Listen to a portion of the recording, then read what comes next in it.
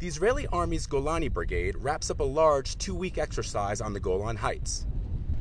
This drill was aimed not at preparing for an all-out war, but to respond to a new threat that has emerged on this once quiet outback facing Syria. Statements that were made by high-ranking Syrian officials that the border will become a border with terror is something we're dealing with every day. Lieutenant Colonel Anan Abbas, the deputy commander of the area, showed us the crossing in Quneitra where a large skirmish took place between rebels and the Syrian army last month. He takes us into no man's land and points to the area where in June, Israel's military forces face an almost explosive situation. All the burnt ground you have here is a result of the fighting that happened here. It was a morning full of fighting between the Syrian army and the rebels who were shooting at one another. To strike back at the rebels, the Syrian army moved several tanks and armored vehicles into the area, while Israel had tanks, special forces, and the Air Force at the ready. How close do you feel on that day during all of this fighting that you came to an all-out response?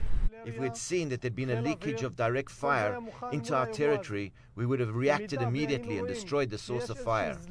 The Israelis are also beefing up their intelligence gathering, tripling resources over the last 6 months. Soldiers now monitor this area around the clock. The IDF shared some pictures showing Syrian army movements right next to the security fence. In this video given to us by the IDF, you can see Syrian mortar positions firing at Israeli forces.